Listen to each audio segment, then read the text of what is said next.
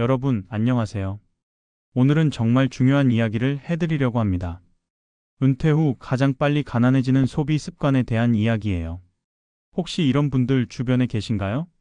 연금도 꽤 받으시는데 항상 돈이 없다고 하시는 분.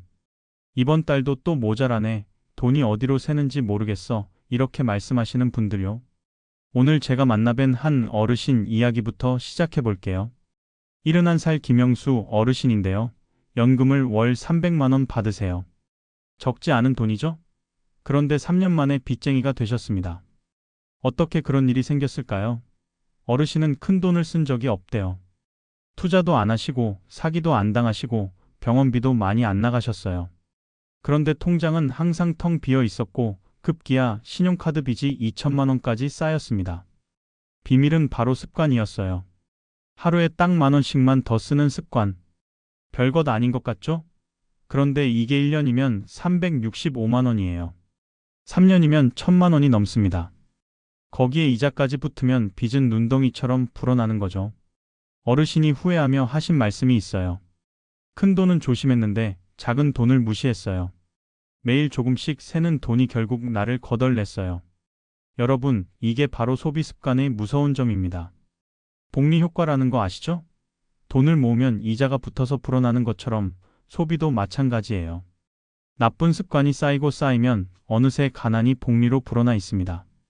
오늘 이 시간 동안 저는 여러분께 은퇴 후 가장 빨리 가난해지는 7가지 소비 습관을 말씀드리려고 합니다. 실제로 제가 만나뵌 분들의 생생한 이야기를 바탕으로 한 거예요. 이 습관들만 고치셔도 한 달에 100만 원에서 200만 원은 절약하실 수 있을 겁니다. 특히 7번째 습관은 정말 위험합니다. 이건 거의 중독 수준이에요. 한 분은 이 습관 때문에 한 달에 200만 원씩 쓰시다가 결국 집까지 담보로 잡히셨습니다. 본인도 끊고 싶은데 끊을 수가 없다고 하세요. 자, 그럼 첫 번째 습관부터 시작해 볼까요? 아마 많은 분들이 하고 계실 겁니다. 첫 번째로 가장 빨리 가난해지는 소비 습관. 그건 바로 매일 외식으로 해결하는 겁니다. 나 혼자 요리하기 귀찮아, 설거지하기 싫어, 밖에서 먹는 게 편해 이런 생각으로 매일 외식하시는 분들 많으시죠? 그런데 이게 얼마나 무서운 습관인지 아세요? 73 박순자 할머니의 이야기를 들어보시죠. 할머니는 남편분이 5년 전에 돌아가시고 혼자 사세요. 혼자 사니까 요리하기가 정말 귀찮으시대요. 할머니의 하루 일과를 보면요. 아침에 일어나서 근처 김밥 천국 가셔서 아침 드세요. 김치찌개 하나, 계란말이 하나. 10,000원 나갑니다. 점심은 친구들 만나거나 혼자 식당 가세요. 평균 15,000원 정도 쓰십니다. 저녁은 귀찮아서 배달시켜 드세요. 치킨이나 중국 음식 2만 원 정도 나가죠. 여기에 오후에 카페 가서 커피 한 잔, 빵 하나 사드시면 5,000원. 하루 총 55,000원입니다.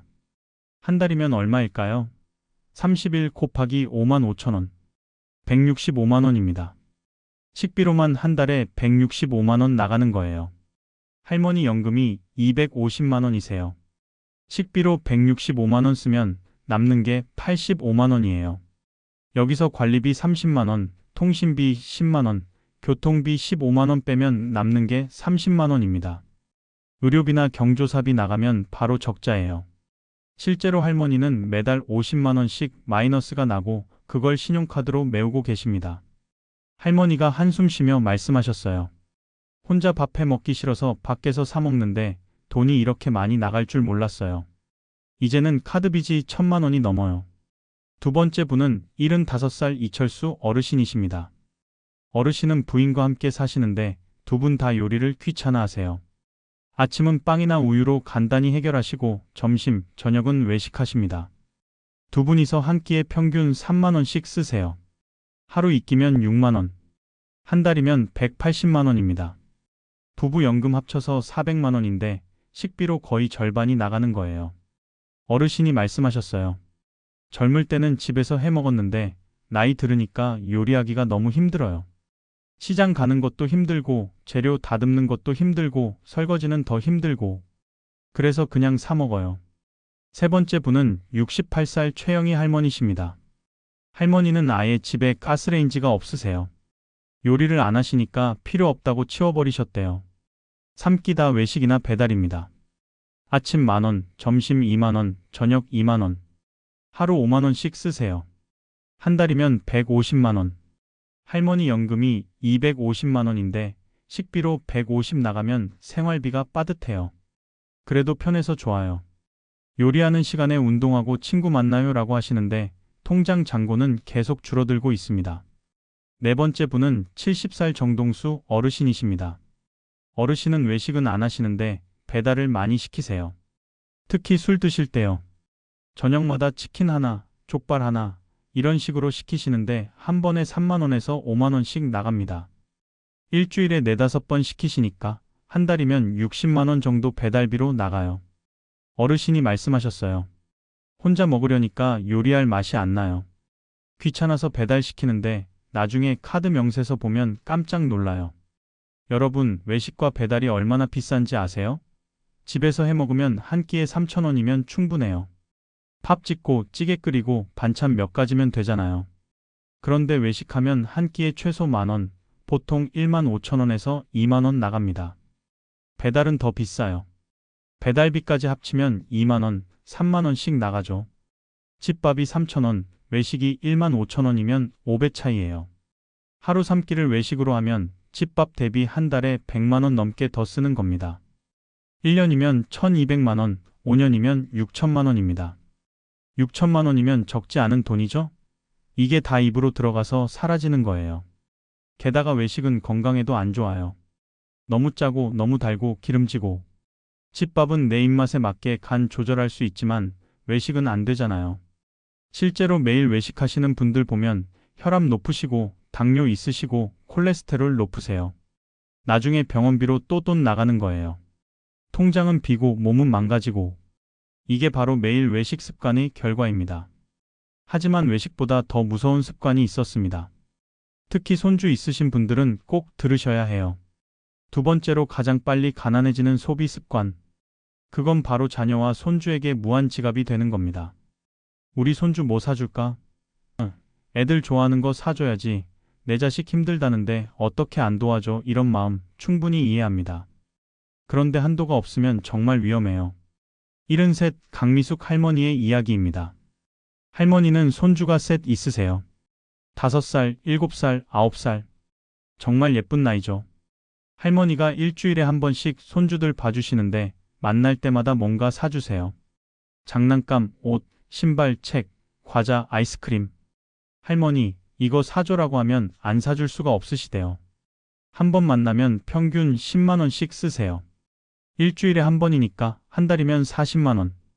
여기에 명절이나 생일 때 따로 주는 용돈까지 합치면 한 달에 60만원 정도 손주들한테 쓰십니다. 할머니 연금이 250만원인데 60만원이면 거의 4분의 1이에요. 그런데 할머니는 손주들 보는 게 낙인데 뭐리라고 하세요. 문제는 손주들이 이제 당연하게 생각한다는 거예요. 할머니, 이거 사줘 하면 무조건 사준다고 알고 있어요. 안 사주면 떼쓰고 울고요. 딸이 한 번은 할머니한테 이렇게 말했대요. 엄마, 애들한테 너무 사주지 마. 버릇 나빠져. 그런데 할머니는 내 돈 내가 쓰는데 왜? 라고 하셨답니다. 두 번째 분은 76살 박철수 어르신이십니다. 어르신은 손주랑 외식 자주 하세요. 한 달에 4-5번 정도요. 그런데 손주가 넷이에요. 한 번 외식할 때 어른 포함해서 6명, 7명이 가는 거예요. 고기 먹으러 가면 한 번에 20만원, 뷔페 가면 15만원씩 나갑니다. 한 달에 4번이면 80만원. 여기에 손주들 간식비, 문구비 이런 거 합치면 한 달에 100만원은 손주들한테 쓰세요. 어르신 연금이 300만원인데 100만원이 손주들한테 가는 거예요. 3분의 1이죠. 어르신이 말씀하셨어요. 손주들 좋아하는 거 보면 기분이 좋아요. 돈은 나중에 생각하고. 세 번째 분은 70살 이순자 할머니십니다. 할머니는 아들 부부가 맞벌이라서 손주를 매일 봐주세요. 아침에 데려다주고 저녁에 데리러 가요. 그러면서 손주 먹을 것, 입을 것, 놀 것을 다 사주십니다. 유치원 끝나고 간식 사주고, 장난감 사주고, 책 사주고. 한 달에 50만원은 쓰세요. 거기에 아들 부부 생활비도 보태주십니다. 애들 키우느라 힘들다는 말에 한 달에 30만원씩 주시거든요. 총 80만원. 할머니 연금이 220만 원인데 80만 원이면 3분의 1이 넘어요. 할머니 본인 생활비가 빠듯한데도 계속 주십니다. 할머니가 하신 말씀이 가슴 아팠어요. 내가 안 도와주면 애들이 너무 힘들어해요. 나는 조금 아껴 살면 되는데 손주는 자라나는 애들이잖아요. 네 번째 분은 74살 최동수 어르신이십니다. 어르신은 딸이 둘 있으신데 두 딸 다 한 달에 한 번씩 용돈 달라고 해요. 아버지, 이번 달 좀 빠듯해서요. 애들 학원비가 올라서요. 남편 월급이 늦어져서요. 이런 이유로 각각 50만 원씩 달라고 합니다. 어르신이 거절을 못 하세요. 내 딸들이 힘들다는데 어떻게 안 줘? 그래서 매달 100만 원씩 두 딸한테 주십니다. 어르신 연금이 300만 원인데 100만 원이 딸들한테 가는 거예요. 그런데 딸들은 이제 당연하게 생각해요. 아버지한테 받는 용돈으로 생활비를 계산하는 거죠. 어르신이 한번 이번 달은 나도 돈이 빠듯해서 못 줄 것 같다고 했더니 딸들이 섭섭해하더래요. 아버지, 저희가 얼마나 힘든데요? 그럼 저희는 어떻게 살라고요? 어르신이 한숨 쉬며 말씀하셨어요. 사랑으로 주는 건데 왜 이렇게 마음이 무거운지 모르겠어요. 비처럼 느껴져요. 다섯 번째 분은 71살 홍길동 어르신이십니다. 어르신은 손주 교육비를 지원하세요. 태권도, 피아노, 영어, 미술. 한 달에 60만 원씩 주십니다. 그런데 손주가 초등학교 고학년이 되니까 학원비가 더 올랐대요. 아들이 아버지, 학원비가 올라서 10만 원만 더 도와주시면 안 될까요? 라고 했어요. 어르신이 또 주셨습니다. 이제 한 달에 70만 원. 1년이면 840만 원이에요. 어르신 연금 250만 원 중에서 70만 원이면 거의 3분의 1입니다. 여러분, 자녀와 손주에게 무한정 주는 습관이 왜 위험할까요? 첫째, 한도가 없습니다. 이번만 조금만 이렇게 시작했다가 계속 늘어나요. 둘째, 당연시하게 됩니다. 자녀들이 이제 부모님 돈을 생활비처럼 생각해요. 셋째, 거절하기 어렵습니다. 내 자식인데, 손주인데 하면서 못 끊어요. 넷째, 본인 노후 자금이 고갈됩니다. 퍼주다 보면 정작 본인 돈이 없어져요. 다섯째, 나중에 관계만 나빠집니다. 못 주게 되면 자식들이 서운해해요. 사랑으로 주는 게 빚이 되는 순간. 정말 슬픈 일입니다. 하지만 자녀한테 주는 돈보다 더 무의미하게 나가는 돈이 있었습니다. 세 번째로 가장 빨리 가난해지는 소비 습관. 그건 바로 체면 유지 과소비입니다. 남들 눈에 초라해 보이면 어떡하지? 나이 들수록 체면이 중요해. 친구들 앞에서 쪽팔리면 안 되지, 이런 생각으로 과시형 소비를 하시는 분들 많으세요. 75살 김명숙 할머니의 이야기입니다. 할머니는 친구 모임이 있으세요. 한 달에 2번 정도 만나는데 항상 할머니가 계산하십니다. 내가 낼게. 이 정도는 내가 쏘지, 이렇게 말씀하시면서 매번 10만 원, 15만 원씩 내세요. 친구가 5명이니까 1인당 3만 원 정도 하는 식당에서 식사하시거든요. 한 달에 2번이면 30만 원. 여기에 친구 생일 때 선물, 여행 갈 때 경비, 이런 것까지 합치면 한 달에 50만 원은 친구 관계 유지비로 나갑니다. 왜 항상 할머니가 내실까요? 친구들이 나보다 형편이 안 좋아 보여서요. 내가 좀 여유 있다는 걸 보여주고 싶어서요. 그런데 실제로 할머니가 친구들보다 여유 있으실까요? 아니에요. 연금은 비슷해요. 그런데 할머니만 과시하시려고 계속 내시는 거예요. 두 번째 분은 72살 박영수 어르신이십니다. 어르신은 골프를 치시는데 장비에 돈을 정말 많이 쓰세요. 좋은 채로 쳐야 폼이 난다. 남들 보기에 초라하면 안 된다, 이런 생각으로 최고급 골프채, 최고급 골프화, 최고급 골프웨어를 사세요. 작년 한 해 동안 골프 장비에 쓴 돈이 600만 원이래요. 드라이버 하나에 200만 원, 골프화 50만 원, 골프복 100만 원, 이런 식이에요. 어르신 실력이 얼마나 좋으실까요? 스코어가 110 정도 나오신대요. 초보 수준이에요. 실력은 초보인데 장비는 프로급인 거죠. 어르신이 말씀하셨어요. 친구들이 다 좋은 거 쓰니까 나만 싼 거 쓰면 무시당할 것 같아서요.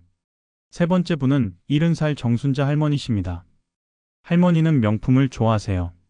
가방, 지갑, 옷, 신발. 명품 아니면 안 사세요. 나이 들수록 품위가 있어야 한다. 좋은 거 들고 다녀야 대접받는다, 이런 생각이시거든요.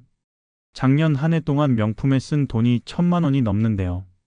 가방 하나에 300만 원, 구두 하나에 100만 원, 옷 한 벌에 200만 원. 이렇게 사시는 거예요. 할머니 연금이 250만 원인데 명품 사려고 저축한 돈까지 다 쓰세요. 할머니가 말씀하셨어요.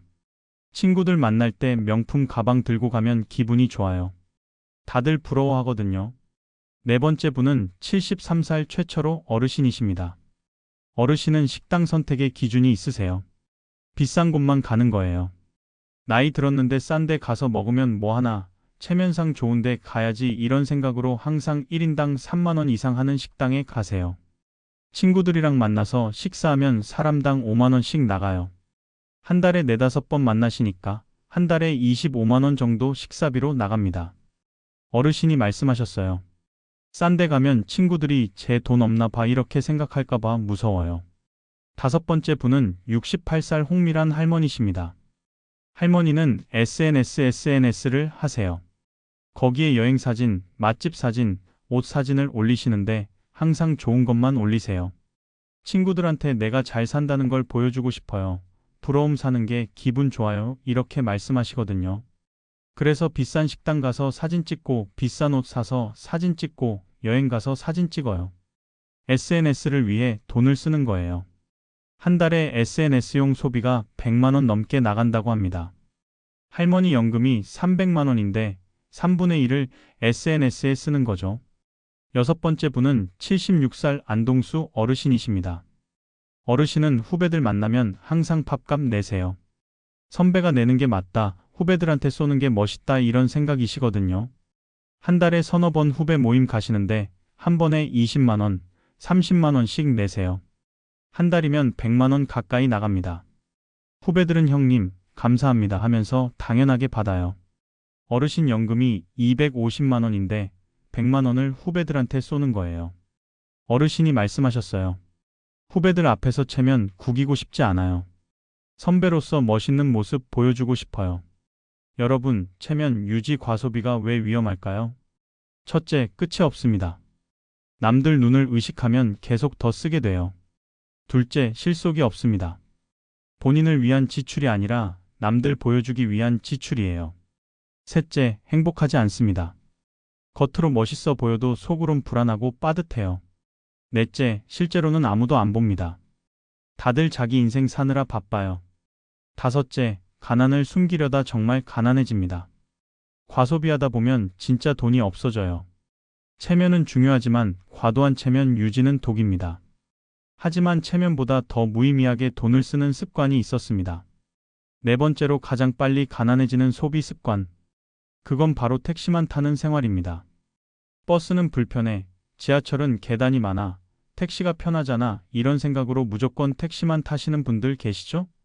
74살 이영자 할머니의 이야기입니다. 할머니는 버스를 절대 안 타세요.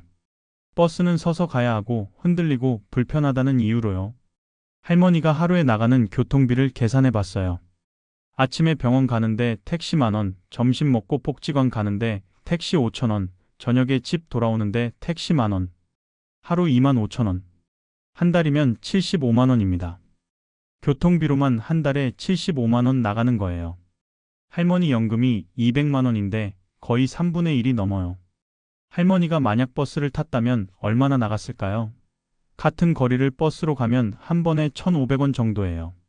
하루 3번이면 4,500원. 한 달이면 13만 5천 원입니다. 택시 75만 원 vs 버스 13만 5천 원. 60만 원 넘게 차이 나는 거예요. 할머니가 말씀하셨어요. 나이 들면 편하게 살아야지. 돈 아끼려고 버스 타고 고생할 순 없어요. 두 번째 분은 70살 박동철 어르신이십니다. 어르신은 지하철도 타시는데 택시 병행하세요. 조금만 피곤하거나 짐이 있으면 바로 택시 타시거든요.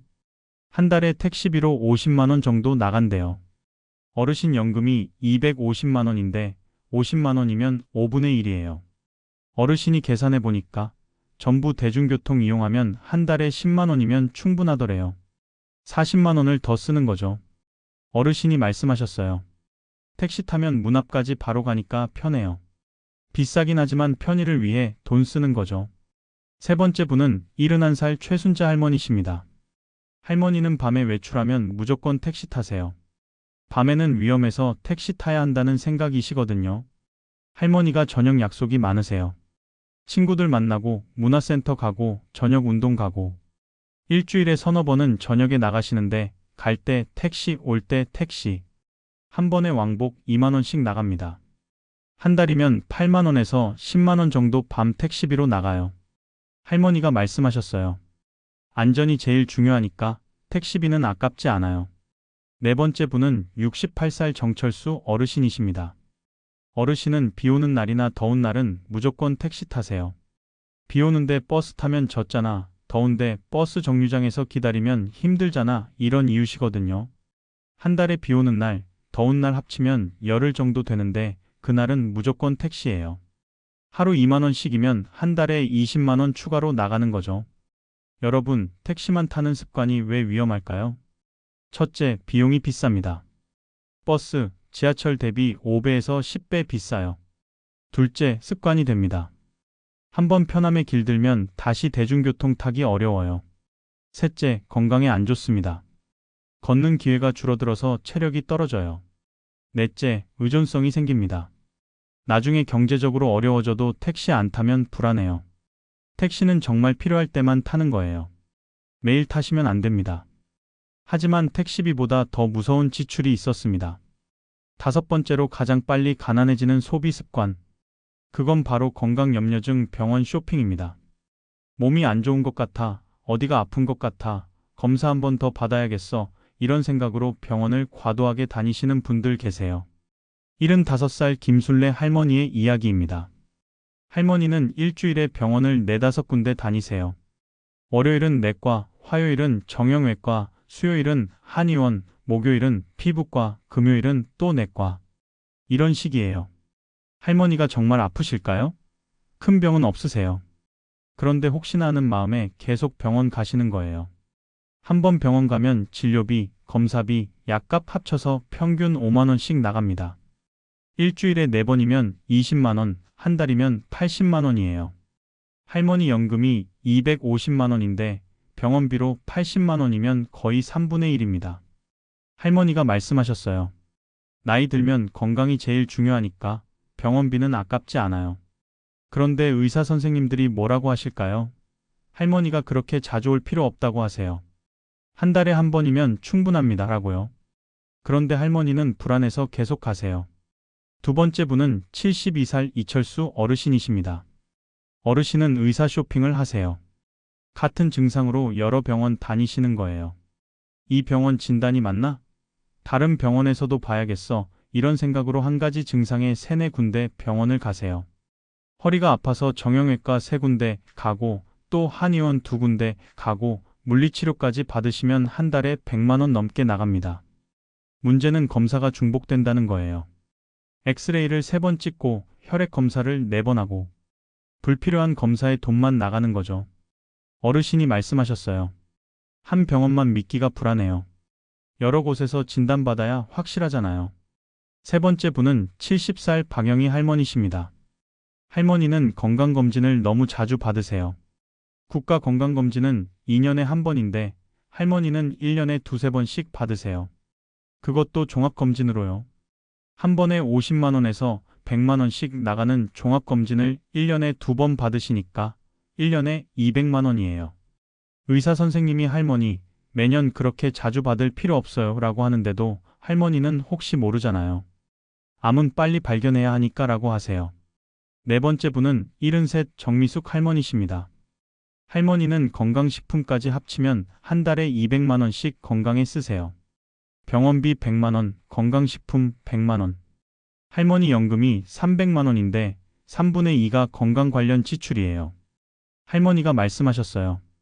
건강을 잃으면 모든 걸 잃는 거잖아요. 그러니까 건강에는 돈을 아끼면 안 돼요. 다섯 번째 분은 68살 최동수 어르신이십니다. 어르신은 인터넷으로 증상을 검색하세요. 그러다가 혹시 이 병 아닐까? 걱정되면 바로 병원 가세요. 머리 아프면 뇌종양 아닐까? 배 아프면 대장암 아닐까? 가슴 답답하면 심장병 아닐까? 이런 식이에요.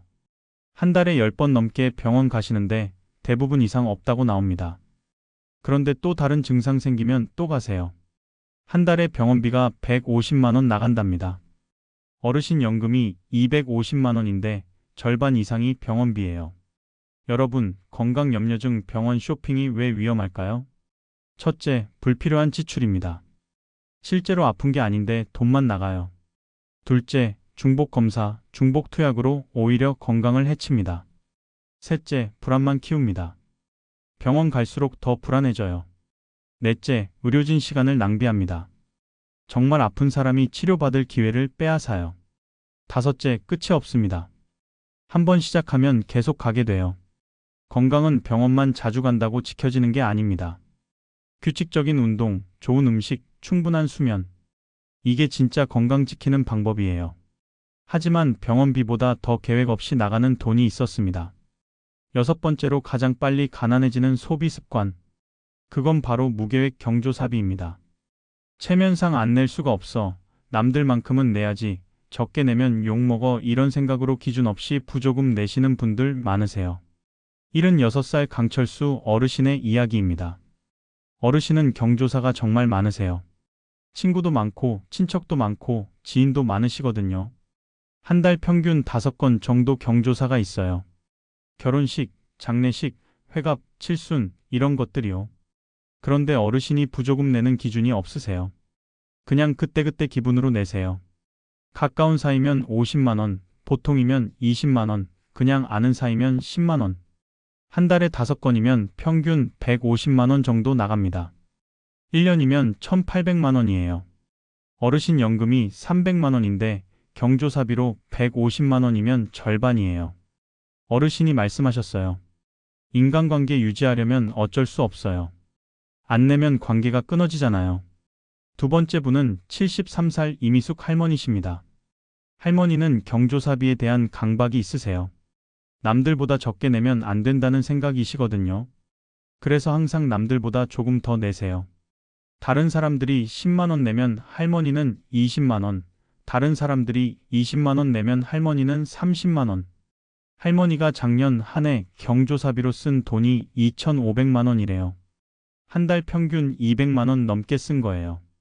할머니 연금이 250만 원인데 경조사비가 200만 원이면 남는 게 50만 원이에요.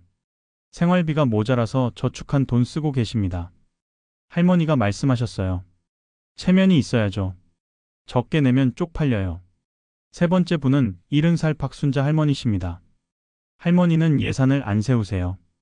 경조사비를 미리 계획하지 않고 그때그때 통장에서 빼서 내세요. 그러다 보니 한 달에 얼마나 쓰는지도 몰라요. 나중에 통장 보고 깜짝 놀라는 거죠. 이번 달 경조사비가 200만 원이나 나갔네? 할머니가 말씀하셨어요. 경조사는 갑자기 생기는 거니까 계획을 어떻게 세워요? 그냥 생기는 대로 내는 거죠. 네 번째 분은 74살 최영희 할머니십니다. 할머니는 경조사비 때문에 빚을 내신 적도 있으세요. 한 달에 경조사가 10건이나 겹친 적이 있었대요. 그때 250만 원이 필요했는데 통장에 100만 원밖에 없었어요. 그래서 카드로 긁으셨습니다. 그 카드 값을 다음 달에 못 갚아서 이자가 붙기 시작했고 결국 600만 원까지 불어났어요. 할머니가 한숨 쉬며 말씀하셨어요. 의리 때문에 낸 돈이 빚이 됐어요. 이제는 경조사 연락 오는 게 무서워요. 다섯 번째 분은 68살 홍길동 어르신이십니다. 어르신은 거절을 못 하세요. 경조사 연락 오면 무조건 가시고 무조건 내세요. 안 가면 관계가 끊어질까봐, 안 내면 욕먹을까봐 이런 걱정 때문이에요. 한 달에 경조사비로 100만 원 이상 쓰시는데 정작 어르신한테 경조사 있을 때 그 사람들이 와줄까요? 절반도 안 온답니다. 어르신이 말씀하셨어요. 내가 그렇게 다녔는데 막상 내 일에는 안 와주니까 허탈해요. 여섯 번째 분은 71살 안동수 어르신이십니다. 어르신은 같은 사람한테 1년에 여러 번 경조사비를 내세요. 어떤 친구는 1년에 아들 결혼식, 딸 결혼식, 어머니 장례식까지 3번 경조사가 있었대요. 한 사람한테 1년에 100만 원 넘게 낸 거예요. 어르신이 한 사람한테 너무 많이 내는 것 같은데 하면서도 안 낼 수가 없으셨대요. 여러분, 무계획 경조사비가 왜 위험할까요? 첫째, 기준이 없으면 계속 늘어납니다. 둘째, 거절하지 못하면 한도가 없습니다. 셋째, 예산이 없으면 생활비를 침범합니다. 넷째, 과도하게 내도 돌아오지 않습니다. 다섯째, 의리가 빚이 됩니다. 경조사비는 미리 예산을 정해 두셔야 해요. 한 달에 최대 얼마, 건당 최대 얼마. 이렇게 정해놓고 그 이상은 절대 안 쓰는 거예요. 하지만 지금까지 말씀드린 6가지보다 훨씬 더 무서운 습관이 있었습니다. 거의 중독 수준이에요. 7번째로 가장 빨리 가난해지는 소비 습관. 그건 바로 홈쇼핑과 충동구매 중독입니다. 이거 필요할 것 같아. 지금만 할인이래. 이거 없으면 안 될 것 같아. 이런 생각으로 계속 사시는 분들 계세요. 74살 김영숙 할머니의 이야기입니다. 할머니는 매일 홈쇼핑을 보세요. 아침부터 저녁까지 텔레비전 켜놓고 홈쇼핑만 보십니다. 그러다가 지금 주문하시면 50% 할인, 오늘만 특가 이런 말 들으면 바로 전화하세요. 하루에 서너 개씩 주문하십니다. 한 달에 홈쇼핑으로 산 게 얼마나 될까요? 150만 원 정도 나간답니다. 건강식품, 의류, 침구, 주방용품, 청소용품, 온갖 걸 다 사세요. 그런데 집에 가보면 안 뜯은 상자가 쌓여 있어요. 사놓고 안 쓰는 거예요. 할머니가 말씀하셨어요. 살 때는 꼭 필요한 것 같은데 막상 받아보면 필요 없더라고요. 그래도 또 사게 돼요. 이건 중독이에요. 구매 자체가 목적이 된 거죠. 두 번째 분은 76살 이순자 할머니십니다. 할머니는 정기 배송을 여러 개 하세요. 홍삼, 건강즙, 선식, 효소, 화장품. 정기 배송이 7개래요. 한 달에 정기 배송만 120만 원 나갑니다. 할머니가 다 드실까요? 아니에요. 냉장고에 쌓여 있다가 유통기한 지나서 버리는 것도 많아요. 할머니가 해지하려고 했는데 해지하시면 위약금 내셔야 해요 라고 해서 못 끊으셨대요. 지금도 계속 받고 계세요. 할머니가 말씀하셨어요. 끊고 싶은데 못 끊겠어요. 이러다가 파산할 것 같아요. 세 번째 분은 70살 박철호 어르신이십니다. 어르신은 온라인 쇼핑 중독이에요. 인터넷으로 물건 보는 게 재미있으시대요. 하루에 몇 시간씩 쇼핑몰 구경하시다가 마음에 드는 거 있으면 바로 주문하세요. 한 달에 온라인 쇼핑으로 80만 원 정도 쓰신답니다. 옷, 신발, 가방, 전자제품, 온갖 걸 다 사세요. 그런데 사놓고 한 번도 안 쓰는 것도 많아요. 옷장에 택 달린 옷이 수십 벌이래요. 어르신이 말씀하셨어요. 사는 게 스트레스 해소가 돼요. 외로울 때 쇼핑하면 기분이 좋아져요. 네 번째 분은 72살 정밀한 할머니십니다. 할머니는 친구 따라 쇼핑 가면 꼭 뭔가 사세요. 친구가 샀는데 나만 안 사면 이상하잖아. 같이 쇼핑 왔는데 빈손으로 갈 순 없잖아. 이런 생각이시거든요. 한 달에 4-5번 친구들이랑 쇼핑 가시는데 한 번에 50만 원씩 쓰세요. 한 달이면 200만 원입니다. 사놓고 필요 없는 것도 많지만 그냥 사는 거예요. 할머니가 말씀하셨어요. 필요해서 사는 게 아니라 분위기에 휩쓸려서 사는 거예요. 5번째 분은 68살 최동수 어르신이십니다. 어르신은 새 제품만 나오면 꼭 사세요. 신상품 써봐야지, 최신 거 가져야지 이런 생각으로 텔레비전, 냉장고, 세탁기, 휴대폰, 새 모델 나오면 바로 사세요. 작년 한 해 동안 신제품 구매에 500만 원 쓰셨대요. 멀쩡한 거 버리고 새 거 사신 거예요. 어르신이 말씀하셨어요. 새 제품 사면 기분이 좋아요. 뭔가 젊어지는 느낌이랄까? 6번째 분은 70세 안영희 할머니십니다. 할머니는 신용카드 빚이 3천만 원이에요. 홈쇼핑 중독 때문이에요. 매일 홈쇼핑으로 뭔가 사시다 보니 한 달에 250만 원씩 나가요. 할머니 연금이 200만 원인데 홈쇼핑으로 250 쓰면 50만 원 적자예요. 그걸 카드로 메웠더니 3년 만에 빚이 3천만 원이 됐습니다. 이제는 이자만 한 달에 40만 원씩 나가요. 할머니가 울먹이며 말씀하셨어요. 끊고 싶은데 못 끊겠어요. 텔레비전만 켜면 홈쇼핑 보게 돼요. 이건 중독이에요. 도와주세요. 7번째 분은 71살 홍순자 할머니십니다.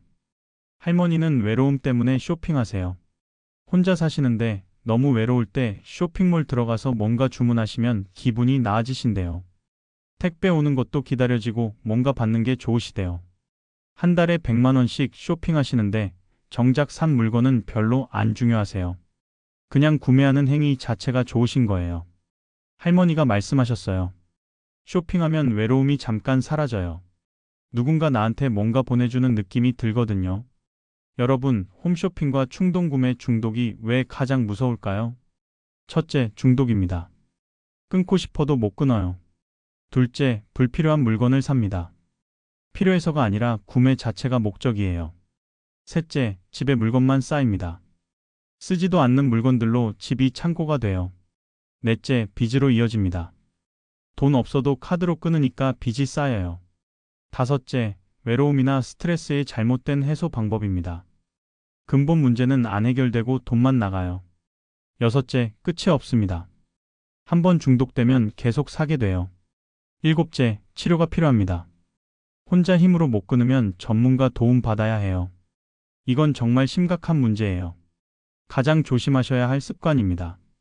지금까지 은퇴 후 가장 빨리 가난해지는 7가지 소비 습관을 말씀드렸습니다. 정리해 볼까요? 첫째, 매일 외식으로 해결하기. 한 달에 165만 원, 1년에 1980만 원. 둘째, 자녀 손주에게 무한 지갑되기. 한 달에 60만 원에서 100만 원, 1년에 720만 원에서 1200만 원. 셋째, 체면 유지 과소비. 한 달에 150만 원, 1년에 1800만 원. 넷째, 택시만 타는 생활. 한 달에 75만 원, 1년에 900만 원. 다섯째, 건강염려증 병원 쇼핑. 한 달에 150만 원, 1년에 1800만 원. 여섯째, 무계획 경조사비. 한 달에 150만 원, 1년에 1800만 원. 일곱째, 홈쇼핑과 충동구매 중독. 한 달에 200만 원, 1년에 2400만 원. 이 7가지를 다 하시면 한 달에 얼마나 나갈까요? 최소 900만 원에서 1000만 원 넘게 나갑니다. 1년이면 1억 원이 넘어요. 연금 300만 원 받으시는 분이 이런 습관 가지고 계시면 적자가 한 달에 600만 원씩 나는 거예요. 1년이면 7200만 원 적자. 3년이면 2억 원 넘게 빚이 쌓입니다. 이래서 연금 받는데도 빚쟁이가 되는 거예요. 반대로 이 습관들만 고치시면 어떻게 될까요? 한 달에 1000만 원 나가던 게 200만 원으로 줄어듭니다. 800만 원 절약되는 거예요. 1년이면 9600만 원 절약. 5년이면 4억 8천만 원입니다. 습관만 바꿔도 5년 만에 5억 가까이 차이 나는 거예요. 그럼 어떻게 습관을 바꿔야 할까요? 5가지 방법을 알려드리겠습니다. 첫째, 예산을 세우세요. 한 달에 쓸 수 있는 돈을 정해두고 항목별로 배분하세요. 식비 50만 원, 교통비 10만 원, 경조사비 30만 원 이런 식으로요. 그리고 그 예산을 절대 넘기지 마세요. 둘째, 지출 일기를 쓰세요. 매일 쓴 돈을 다 기록하세요. 아침에 택시 만원, 점심 식사 1만 5천 원, 홈쇼핑 5만 원. 이렇게 다 적으세요. 적다 보면 내가 이렇게 많이 썼어? 하고 깨닫게 됩니다. 셋째, 3일 규칙을 적용하세요. 뭔가 사고 싶으면 바로 사지 마시고 3일 기다리세요. 3일 후에도 여전히 필요하면 그때 사세요. 대부분은 3일 지나면 필요 없어집니다. 넷째, 현금을 쓰세요. 카드는 돈 쓰는 느낌이 안 나서 과소비하기 쉬워요. 현금으로 내면 돈이 빠져나가는 게 눈에 보여서 아끼게 됩니다. 다섯째, 목표를 세우세요. 1년 동안 1000만 원 모으기, 빚 500만 원 갚기 이런 구체적인 목표를 세우면 불필요한 지출을 줄이게 됩니다. 자녀 여러분께도 말씀드리고 싶습니다. 부모님의 소비 습관을 관찰해 주세요. 과도한 외식, 과도한 지출, 홈쇼핑 중독. 이런 게 보이면 조심스럽게 말씀드리세요. 아버지, 요즘 외식 너무 자주 하시는 거 아니에요? 어머니, 홈쇼핑 좀 줄이시는 게 어때요? 이렇게요.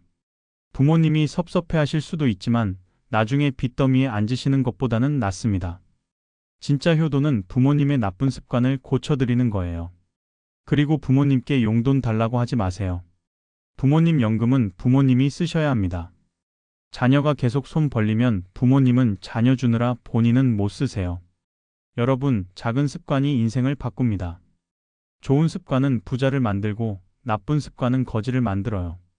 하루에 10,000원씩만 더 쓰는 습관. 별것 아닌 것 같죠? 그런데 1년이면 365만 원, 10년이면 3,650만 원입니다. 이자까지 붙으면 5천만 원이 넘어요. 반대로 하루에 10,000원씩 아끼는 습관. 1년이면 365만 원, 10년이면 3,650만 원 모이는 거예요. 이자까지 붙으면 4천만 원이 넘습니다. 하루 10,000원의 차이가 10년 후에는 억 원의 차이를 만듭니다. 이게 바로 습관의 힘이에요. 다음 영상에서는 월 200만 원으로 풍요롭게 사는 법을 말씀드리겠습니다. 적게 써도 행복할 수 있는 방법, 알뜰하게 사는 어르신들의 비결을 공유해 드릴까요? 여러분의 경험도 듣고 싶습니다. 댓글로 남겨주세요. 어떤 소비 습관을 고쳤더니 돈이 모이던가요? 어떤 습관 때문에 돈이 많이 나가시나요? 함께 이야기 나눠봅시다. 오늘도 긴 영상 끝까지 시청해 주셔서 정말 감사합니다. 여러분의 노후가 경제적으로 안정되고 좋은 습관으로 풍요로워지시기를 진심으로 바랍니다. 건강하시고 현명하게 사시고 행복하세요. 다음 영상에서 또 뵙겠습니다.